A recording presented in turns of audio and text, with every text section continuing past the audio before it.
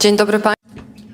Good afternoon, ladies and gentlemen. Welcome to the panel called Ukraine is a Woman. We are going to talk with our fantastic panelists on how to help wisely and effectively. I invited Jolanta Kwaśniewska, the First Lady of the Republic of Poland between 1995 and 2005, the founder and president of Porozumienie Bez Barier Foundation, positively engaged in helping Ukraine. The next guest is Zhanna Lison, a psychologist from Kiev, now living in Warsaw. We also have with us Marta, entrepreneur, founder, and the head of the Be Hero Foundation, actively helping in Ukraine. And we have with us Elizavieta Pikalova from the Crazy People Foundation in Zaporizhia, who came to us to share the story of the reality of war. I'm Dudek, I'm a journalist of Gazeta Wyborcza and Wysokie Obcasy. I have the great privilege to chair this meeting for you. War has been lasting for several terrible months now.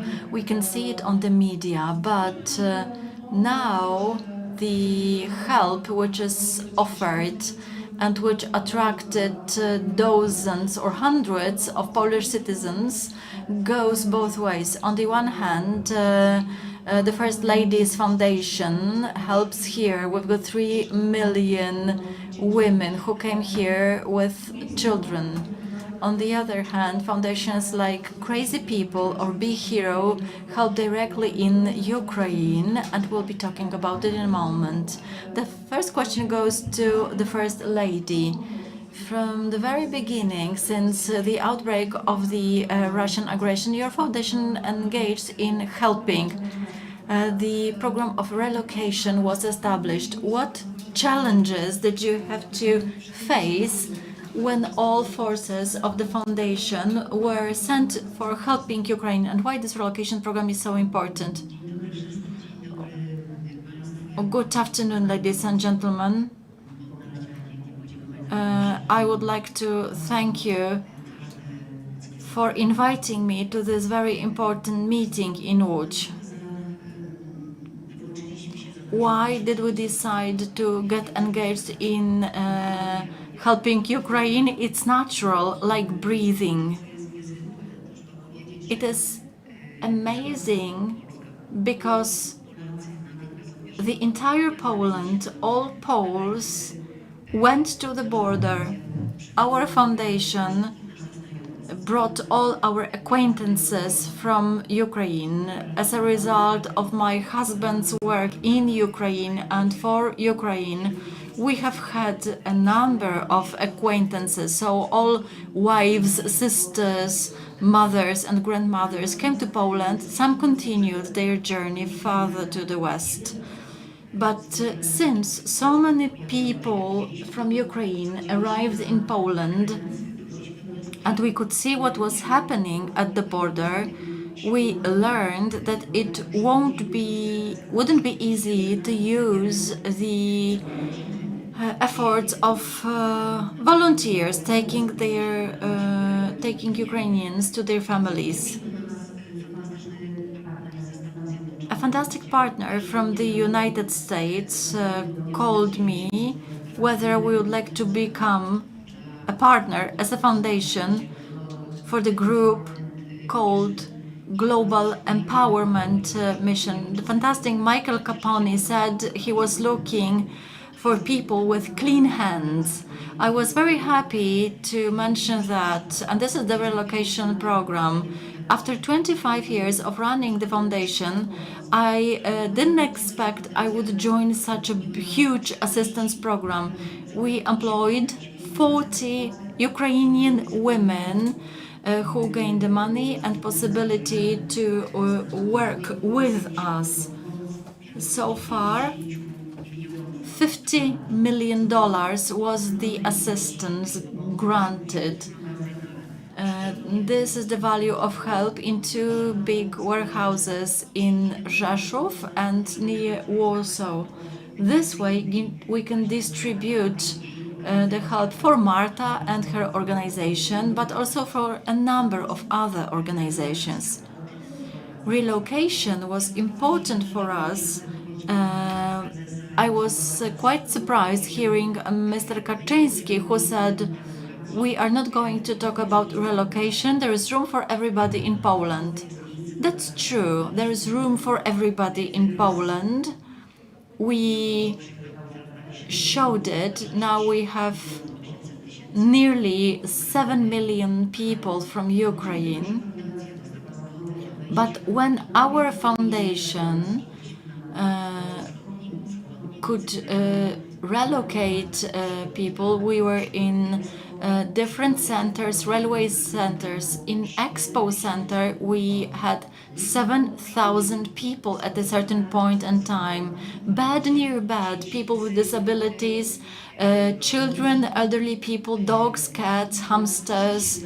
And when you look at the wave of people, because when you say 6 million people cross the border, this is only a number, but each of these people is a human being with their own problem.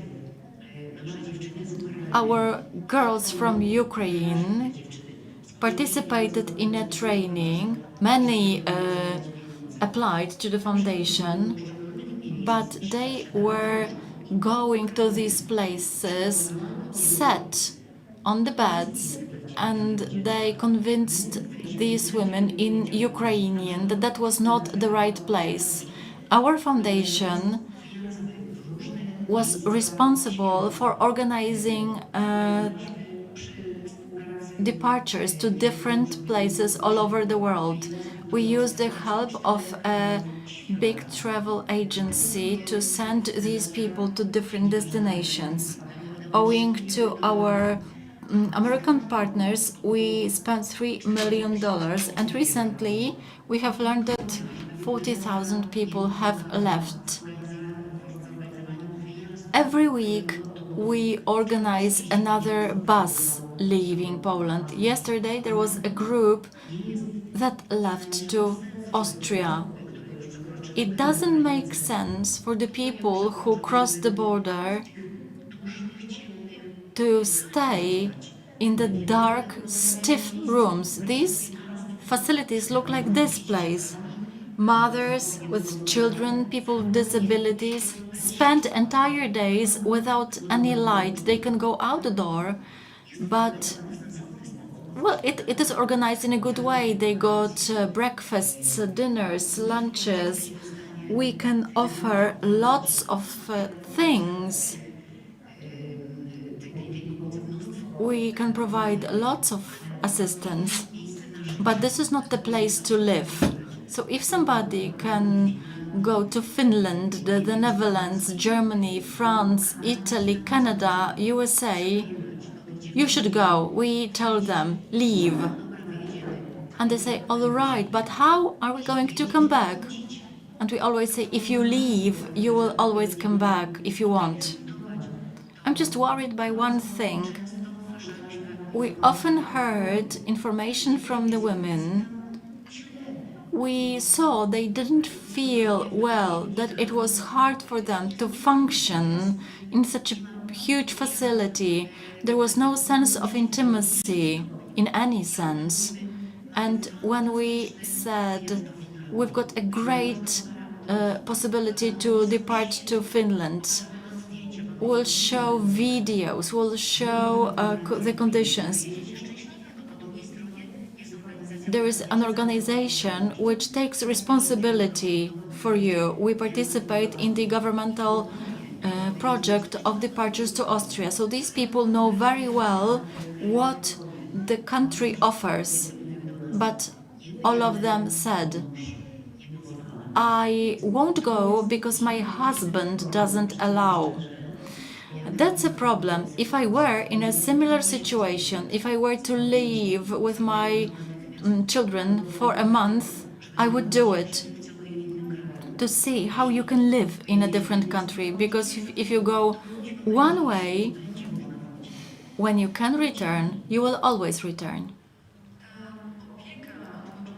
From the very beginning, the care over women and children is very important. We heard from La Strada warning about the cases of kidnapping and human trafficking. That's why some women were traumatized not only with the war, but they were also scared. For a woman with a child, it is a very stressful situation. So relocation programs are profitable and valuable. Thank you for telling the story. I would like to tell you where it comes from. The voivode told us, because the voivode is responsible for all these large centers. When a bus arrived, women were getting on and they saw three male drivers. They were going somewhere, not knowing where to, so they decided they had been kidnapped, and taking them, they didn't know to. After 1 hour, they said, "Take us back to the place from which we left." That's why it's so important to guarantee safety here, and we know exactly who arrived where. Everything is recorded. If somebody asks, "Where is Zhanna Biczewska?" we always know where she is.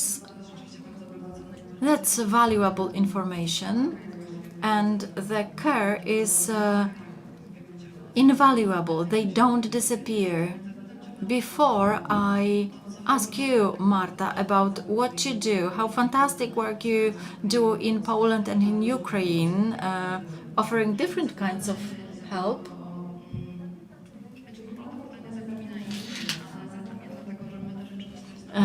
We know the reality only from the screens, and we are lucky because we know it only from the screen, not hands-on. We can't imagine what is happening on site. You came from Zaporizhia, so I would like to ask you about the war reality.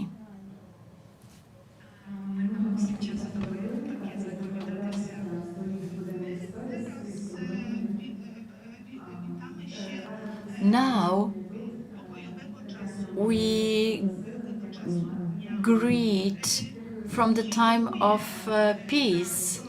I would like to thank you for inviting me here. Honestly speaking, everything is well, everything is okay, and I wouldn't like any of you to feel and experience what people in Zaporizhia do. That's a very difficult and complex question. Why am I staying in Zaporizhia? That's my personal choice. I run a foundation. I've got my employees and I've got people who need me back there. Not everybody can leave their home. Not everybody can leave elderly people, their grandfathers, grandmothers, and leave somewhere. The majority of Ukrainians think that we need to build a kind of foundation. Under the current conditions, it's difficult to survive, but at a certain point of time, it becomes the reality. I don't want to say you become used to it. Initially, you are afraid, you are scared, you think this is the last day of your life, but then you are no longer scared. Today, Marta said that you are no longer afraid on the outside. The fear is inside. You don't let it go. Yesterday, I was in Ukraine, traveling from Zaporizhia to Lviv. Then the volunteers took me from Lviv. When we were traveling from Zaporizhia to Lviv, at 5 a.m., There were 4 drones exploding in Zaporizhia. They destroyed a house, a car park, and 300 S-300 missiles were released. It's not the fear, but it's painful. You stand on debris, on ruins of people's lives. Children lose their kins, their parents, and the most valuable thing we have there is the life. You cannot describe all these things. Once you are there, everything is perceived in a different way. When you are here, you can talk about it, you can smile, but in reality, deep inside, you experience the pain of everybody staying there. Nobody forces them. Everybody has their choice. When volunteers were arriving from Poland to Zaporizhia, we were saying we want to stay here. But we said it was a dangerous place, and they were saying, since we arrived here, I'm ready for this danger. That's the way it looks like. Bardzo dziękuję za tę poruszającą i bolesną opowieść o wycinku tej wojennej rzeczywistości i codzienności. Marto, jak to się stało? Ty prowadziłaś firmę, byłaś bardzo zajętą, jesteś bardzo zajętą przedsiębiorczynią, wybuchła wojna i nagle okazało się, że po prostu wróciłaś z Lizbony, jak rozmawiałyśmy, i natychmiast zaczęłaś działać. Pierwszy samochód pojechał drugiego dnia? Pierwszy samochód, wtedy jeszcze nie Fundacji Be a Hero, tylko nazwaliśmy się Spontaniczna Grupa Pomocowa. Taka grupa powstała na Messengerze i każdy tam dodawał kolejne osoby.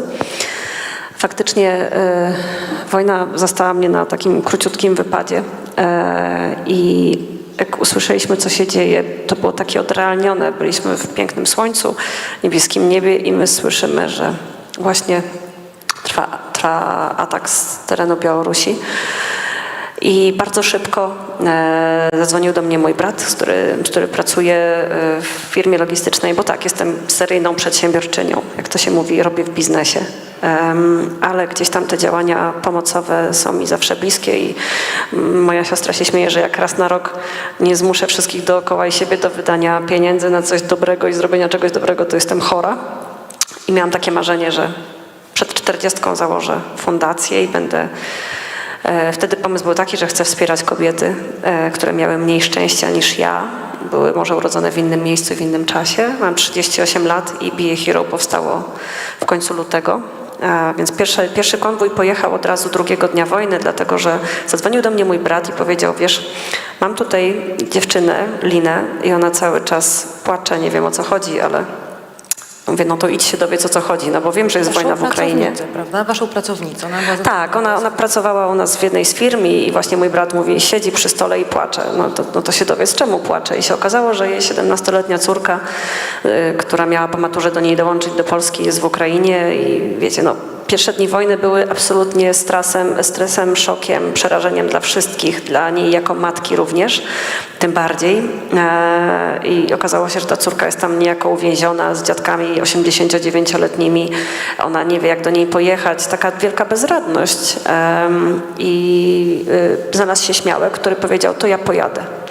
Summa summarum Lina zdecydowała, że po córkę to ona pojedzie parę dni później i zrobi to sama, ale myśmy już mieli zebrane pierwszą pomoc humanitarną, gotowego pierwszego śmiałka, pierwszy samochód, więc pierwszy człowiek wjechał w Ukrainę, no i właśnie wrócił tam po 2 dniach i mówi, dzwoni do mnie i mówi, to nie wygląda dobrze, tam jest bardzo dużo tej pomocy potrzebnej, te kolejki kobiet z dziećmi stojące do granicy. Panika w Lwowie, jako tym pierwszym mieście takim najbliżej nas.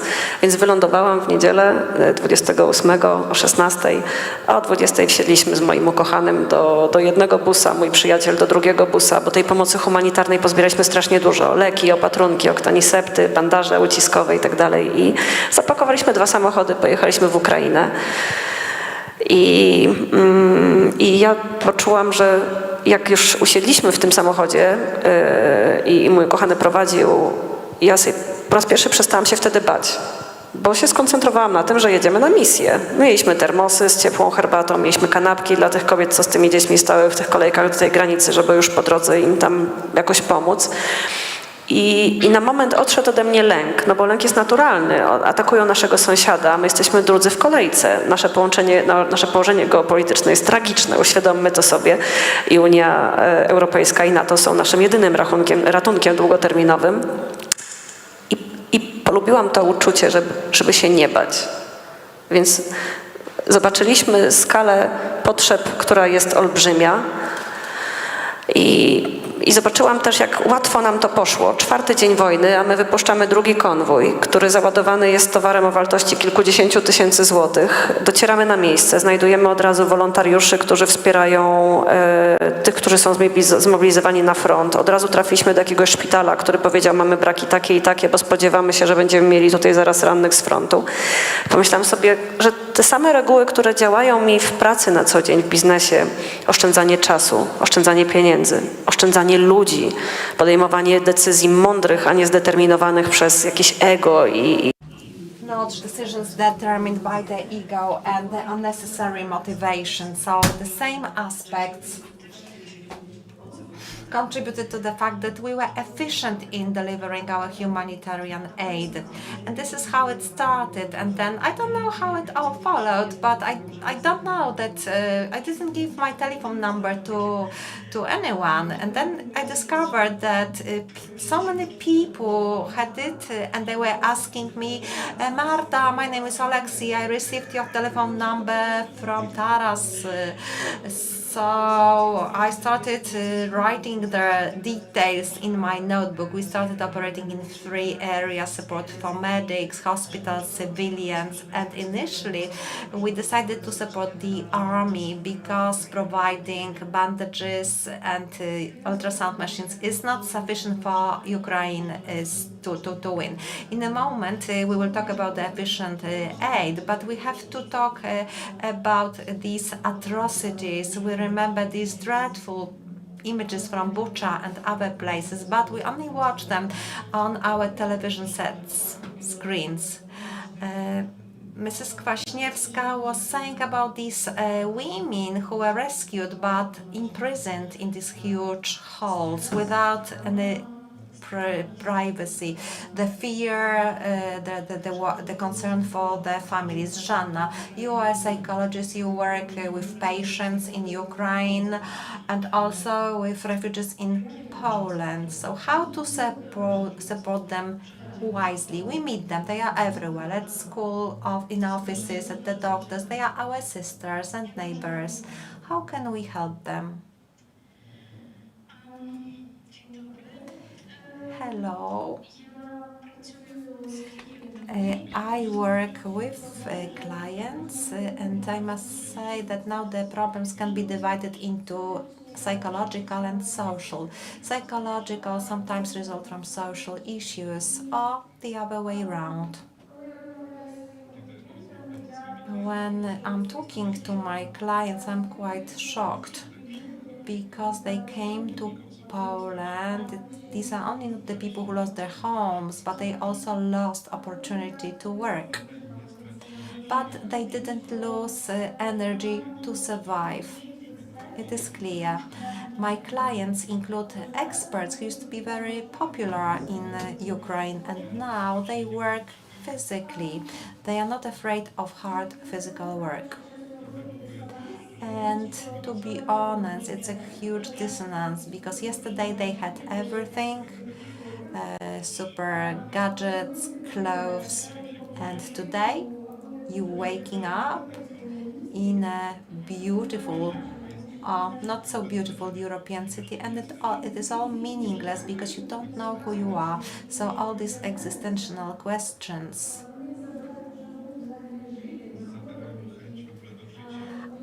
take their will to live.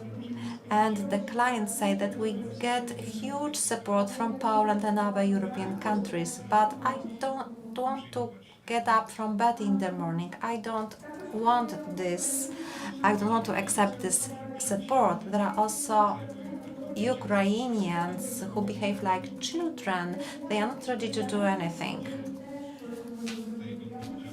They do not want to share responsibility. They do not want to get up in the morning. I can do this. I can tell you about my needs, but they don't want to do it. There is another category of clients. They do so many things every day, so they can block emotions. But this is very hard. Psychological religion dictates what we should do, and my experience, my colleagues' experience shows that group processes are very helpful. I'm grateful to organizations, foundations, experts that organize such group processes, group therapies, group reflections. So these are very creative actions where they can be with their peers and they can work through their traumas. Resolving, meeting their needs. Many months have passed, so the initial needs have been met. Now there are different needs. So, for example, they can be deprived of information. I know that the foundations want to help, but some tools are missing, tools that would allow to combine and explain which needs people may have. I should also add that in Ukraine, we have used social media. If you want to read the news, you just access Telegram communicator, and then you can open bank account very quickly. And I think this is the answer. When I join a group in social media, for example, Ukraińcy w Warszawie, Ukrainians in Warsaw, you can read about all the needs. People want very specific things. So maybe experts and leaders can interpret it for specific people. So everybody needs relations. Relations are helpful. I'm very grateful to all the Poles and to you personally. I'm grateful to the ladies for all you have done. Thank you very much. Thank you for being here and sharing your observation from your practice, from your office with us. Mrs. Kwaśniewska, several weeks ago we had an interview, and then you told me an anecdote. This panel is entitled Ukraine is a Woman, so it's the women who are responsible for maintaining children, providing them with everything.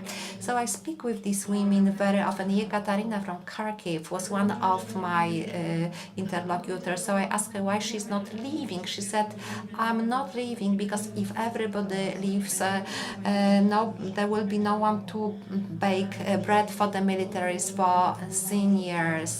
So some things just have to be done, and I have to do that.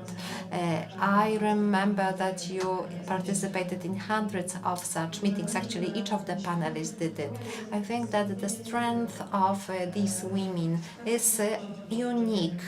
So if you could tell us about this meeting at the border crossing, the woman who was walking with her son. That was the time. I think in future, Ukrainian girls, you will have to benefit from it, and I think you will be wiser when the women after the World War II behaved. So when the war starts, men go to fight, and everything else has to be done by women. During the Second World War, even Queen Elizabeth II was a mechanic. She was driving a truck So that was the time that in all factories there were female workers. They were doing all the jobs that previously her husband's son and sons did. So during the war, that was the gender time, let's put it this way, although it may sound funny. After the war, when the men could come back to their previous roles, they did it. And then they told women, they sent them away and they said, just deal with your women's business, that is having children. You know, of course, women are born to have children. It's natural. And the women who wanted to work in those jobs, they couldn't do this. So you make sure you benefit from this benefit and use the experience of your older friends who were in similar situation. Do not allow the men to get rid of you from the places you are in during this armed conflict. It's very important. I think now the story. We went with my foundation director Ania Drabik. I love Ania. Ania, please show your face. Great round of applause for Ania. So, from the very first day of the war, Ania coordinated all the actions. At 8 a.m., she was already in the foundation. She finished work at midnight.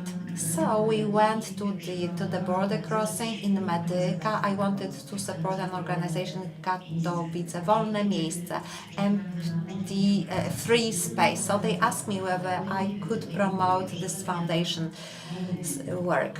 So from the first day of the war, they are making warm meals in the no one's land. So it's a roofed place and there is a huge pot and every day 300 liters of soup is cooked. So they ze strony Ukrainy tamtędy. So anybody can go there and ask for help. I gave the recipe and we cooked a soup with some meat. Then a woman approached me. It was a beautiful blonde holding her child.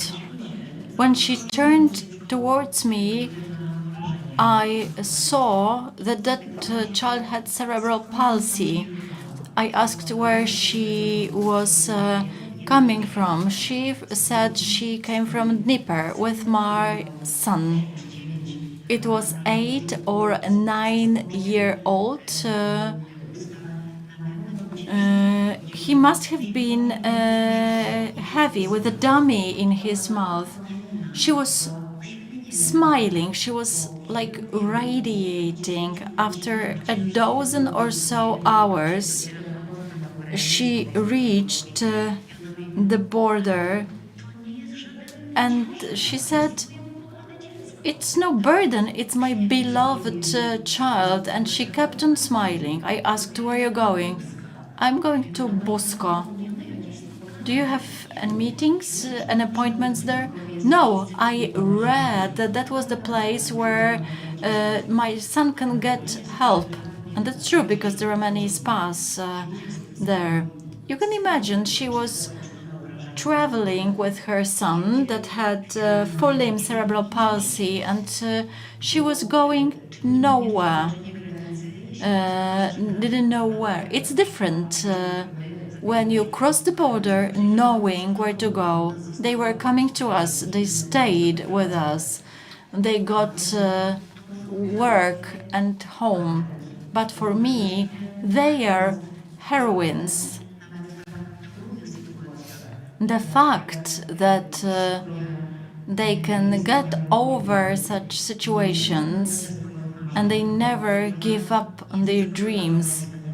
She said she was fully convinced she could help her son that he would be rehabilitated and his condition would be much better when they come back to Ukraine. This is one of the amazing stories. Sometimes we had more difficult situations to handle. As Marta said, the phone was ringing all the time and people were asking for help. The help I was asked for to find a home for a baby that came with a mom dying of cancer. That's a challenge.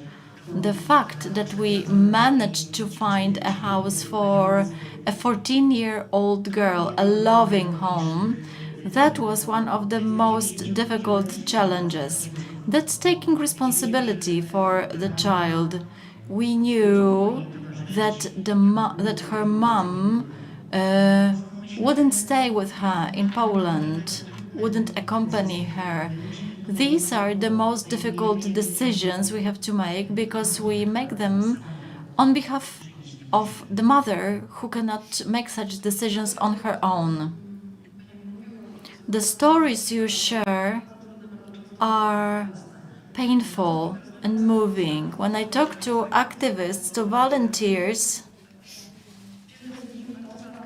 I learned that many of them are engaged in their work, often on the expense of their professional and private life. They often mention burnout. Helping is difficult, it is exhausting, especially when you deal with such stories. How do you handle that? It must be really difficult, Marta.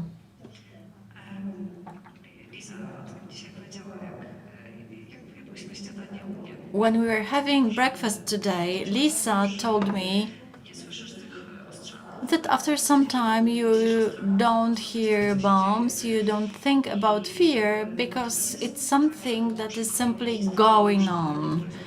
It's not that if somebody comes to you and asks for help, your emotions are not moved, but it becomes your everyday thing. We'll pay this cost sooner or later. Yesterday, a great woman, Jagoda Pasko, came back from Ukraine. She evacuates civilians from the so-called gray zones. They are next to the military zones. Wherever there are civilians, Jagoda reaches this place. We purchased a car for her to evacuate people effectively and quickly. Jagoda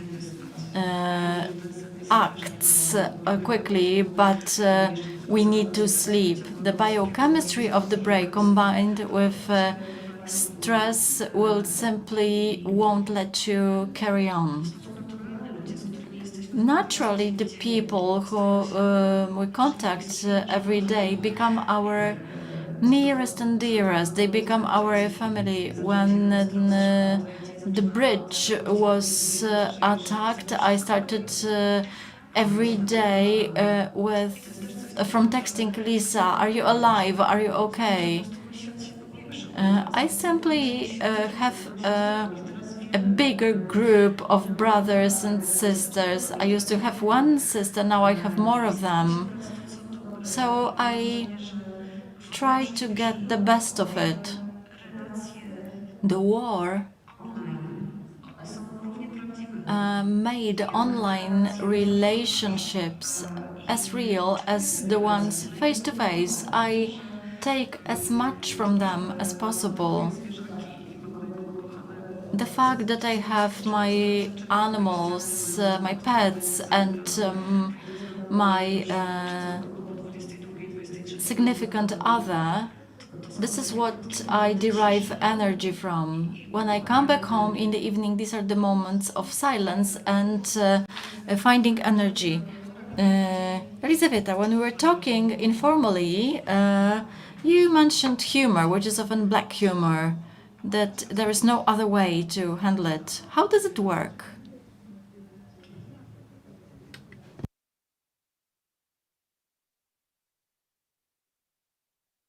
Honestly speaking, laughter helps you live longer. However, I concluded that if we don't smile, if we don't laugh and live our lives here and now, of course, there is war, lots of problems, and lots of things that simply change. Sometimes not all of them can be solved, but if we don't live our lives here and now, we'll burn out. We won't be able to function as personalities. We are all personalities and we've got our missions. I always tell it to volunteers. Each of us has our front in the battle and we have to fight bravely, fight for our position and have our contribution to this world, to this war. Some help evacuate, some help psychologically, others deliver things and add. At the beginning of the war, there were 1 or 2 vehicles. Now the Be Hero volunteers come in 10 vehicles. Jagoda is a brave woman. She covers a long way through Poland, then she goes to Ukraine. She sleeps over in Lviv and then drives to Kiev. Then she goes to Dnipro, sleeps there, and then to Mykolaiv, which is constantly bombarded. And in between, she visits me in Zaporizhia to bring some humanitarian aid. She is the power. Nobody is going to win over us. We are strong. But the most important thing is not to lose the will to live. Sometimes you need to work slowly, you need to slow down. Take a deep breath again and find the new force to come back to work. Animals, pets cure. I also have a dog. When I come back home, I'm very happy.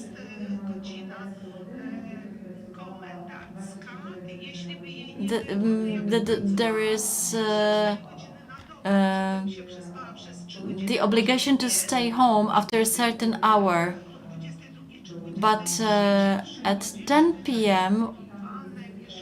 or 11 p.m. you come back home and there is a dog waiting for you. It doesn't care whether there is war or there is no war. They simply want to go for a walk, eat something and sleep. So you switch to a different mode because you're responsible for your dog. You smile to your dog and you keep calm and carry on. Right, so there's lots of joy in what you're talking about. Zhanna, I know you had your own front. You didn't know whether to come back to Kiev or to stay in Warsaw. What was it like in your case? When did you accept the tremendous change in your life?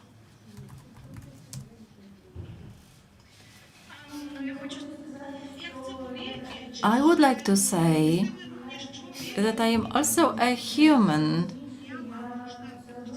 Even though I understand some psychological processes,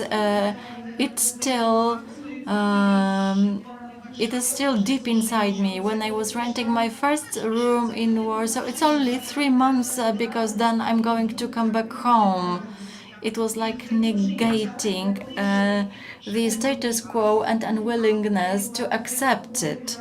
I needed time to feel offended with these changes. I went to Kiev twice to understand whether I can come back and function in the same way and help others. Because when I know that when I don't have resources, I'm not able to help others. After this visit, I understood I have a deal with myself that I would stay in Warsaw until spring. These physical symptoms I experienced made me take such decision. I was watching a video. People were walking through the park. The 6 seconds, a missile struck, and there was nothing. Once you become aware that your life can end like that, you make a different decision. I do admire such people like Lisa, who works and is involved in such processes. I discussed it with her that I've got an idea how we can help volunteers. They do a lot, but they also have their needs. They must know how to regulate the processes. Many months have passed and now psychosomatic symptoms occur. It means you can separate yourself from your feelings, but your body will have to respond or vent somehow. When I was in Kiev, I understood it would be better for me to stay in Warsaw because I would do more for the people who need help. That was a difficult moment for me as well. When you were sharing your stories, I thought about the will to live. When you lose the will to live, I met a woman who didn't handle her emotions and she came back to Mykolaiv, and it's a very dangerous place. For her, it was an easy way to understand what to do every day when you wake up, how to absorb the new reality. That's why reflection is what can help people in their post-traumatic stress disorders. They can do many things here. There are many talented people. I've got a colleague who is a director, and she says, I want to do something, but I don't know how. Sometimes people need time to accept the new reality and to help Poles and to help their citizens. I would like to mention one more aspect. I asked the question to myself, how come that I'm in Poland for 234 days, but I go to Ukraine, I'm the worst driver in our team of volunteers. What is it like to be 234 days to answer the calls, when you experience the trauma, to find the energy? We handle it, and very often we use sense of humor.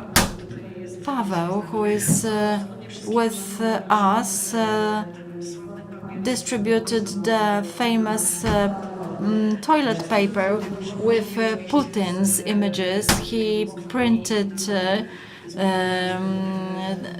the t-shirts with Idi na chuj slogan, and we constantly laugh at one another that we are late, that customs officers cause problems. Wojtek, our volunteer, went to the border, and during the 41st crossing of the border, he said, the month is alright, the year is okay, but the day is not okay, so you won't go. And there were 2 American surgeons, neurosurgeons, and 8 suitcases full of equipment that was supposed to arrive in Lviv the following day. You can perceive it as a stressful situation, or you can call 4 a.m. in the morning and said, Hi, girl, wake up. You need to help me. There is a task to do something. How are you going to do that, to push that car without me having only 2 Americans on board? That's a very good solution, which sometimes works naturally. Is feeling distanced, smiling, and looking at the bright side. Let's be honest. Never will we look at our Ukrainian brothers and sisters the same way without the war. We would never understand that they defend our world and our values. Our world has become richer, even though it's more difficult now. It is good to operate with this perspective. We remember what we have lost, how much time, how much comfort was lost, how high the inflation rate is. But what have we gained? Great defenders of contemporary world in the East.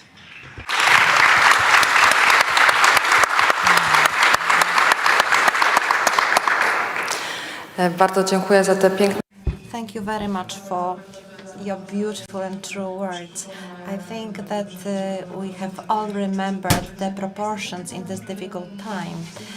There is a topic that is equally important, maybe less emotional.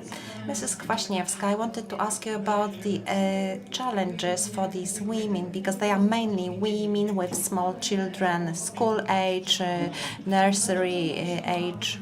So very often we talk about their vocational activation. So we've got a wave of outstanding experts, physicians, service providers. So this is the potential we can use. We can provide them space for them to be able to work. But there are also a lot of challenges. So how to cope with them?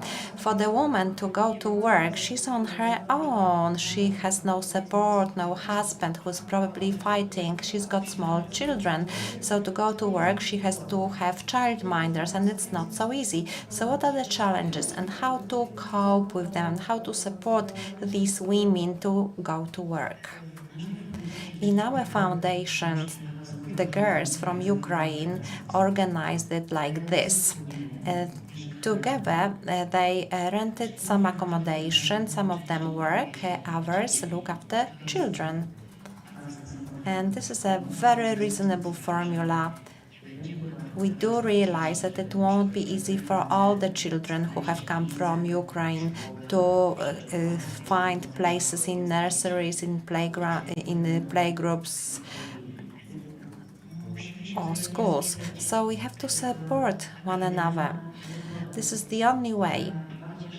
I'm very happy listening to what Marta has said. It's a good summary. I think it's the conclusion how we should approach this tragedy that takes place in the east of Poland. So we mustn't get used to the war. It would be the worst thing possible that could happen.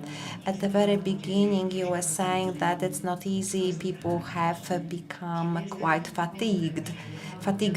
It's true. Many women who came, they had somewhere to live, but it's very expensive to live now. So Polish families are saying, okay, it's been a long time, we were providing you with accommodation, with food, but we cannot do this any longer, we cannot afford this. I admire such people. In our foundation, we held a big meeting. We invited former presidents, very important people from all over the world, from Europe. We also invited organizations from Poland. We met with great girls who came from Ukraine, and just in 1 month they set up an 11-year school for Ukrainian children in Warsaw. So this is an outstanding activity. We, as the foundation and other organizations, provide them with support in different ways. It's not easy to find one solution. Even if we look at the solutions provided by the state, because our budget is also limited. Well, so people say, okay, 500 plus for children, or free public transport, free healthcare. There were actions undertaken. We cannot say that these Ukrainian refugees didn't receive anything, but these women still need mutual support to make sure that when they can go to work, we should help them to be able to do so. So you girls, you have to get used that it will not be easy for you to find the jobs for which you have been qualified. When I was looking for a job, when I am a lawyer, and when I had my child, I accepted the job that was very close to my home in Ursynów. So a secretary was searched, and I decided to submit my application, and the president of the company said, Jolanta, but your qualifications are much too high to be secretary. And I told him, well, I have to start working. And when the president and the personnel met me, after 3 months I became the director, and I worked there for 3 years. So you girls should not be afraid of such challenges. I have organized a meeting in our foundations. It was for the girls who stopped working, and we had to find another job for them. So, for example, there was an ad that there was a job in a kitchen, or in so that they said this is a job for which social insurance will be paid, and some of them refused. And I think that they should benefit from such opportunities. We should be responsible for our lives, because the state aid, the support of different organizations will be available. I am sure people who come to Poland will be supported. But definitely, we will not manage to help those who have high aspirations. Sometimes there are people who come to Poland and they find they start working in their professions. So there are organizations that help Ukrainian women to obtain all the documentation to start employment. It's not easy, because many physicians came and now they work as nurses, because they still have to have the qualifications approved. So please don't resign. Don't try to use any opportunities. Just use the approach step by step. Try to benefit from these occasions that occur. After each corner, there is something waiting. One door is closing, but another one will open. We live in very difficult world. In Poland, this autumn will be very difficult. It will be a very difficult winter, and our foundation is also scared, is also worried about our beneficiaries. We were running many projects addressed to senior citizens, and now we are dealing with Ukrainians, so we have to balance the issues we addressed. But what is most important, we mustn't stop helping. I have a pleasure to meet with people who come from Ukraine, Deputy Minister for Help. I've met with her in the foundation, and they asked me to say something to cheer them up. So I tell them, each and every war comes to the end. So there will be time when we support you to rebuild Ukraine, the country, that it will be even more beautiful than before. So Slava Ukraine, to Ukraine.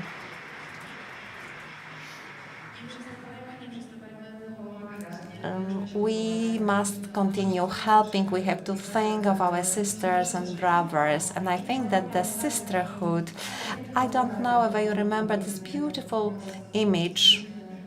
This so Polish mom left buggies for children of Ukrainian women refugees. So we have this strength of empathy, tenderness, and let's hope it will remain and we will keep working this way. So thank you for the attention. Thank you to the panelists, the First Lady Jolanta Kwaśniewska, Zhanna Lison, Marta Malecka, and Elizavieta Pikalova. Thank you very much.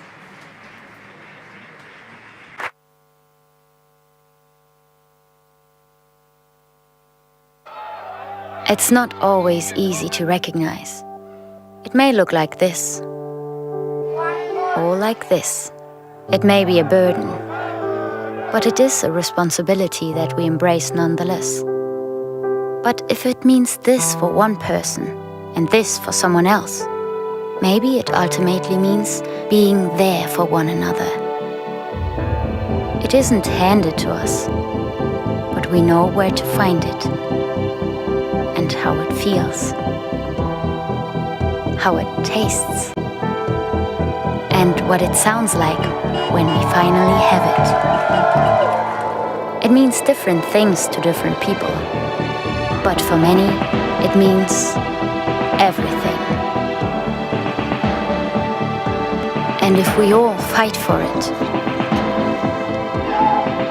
it will eventually bring us together. Ihre Ausreise.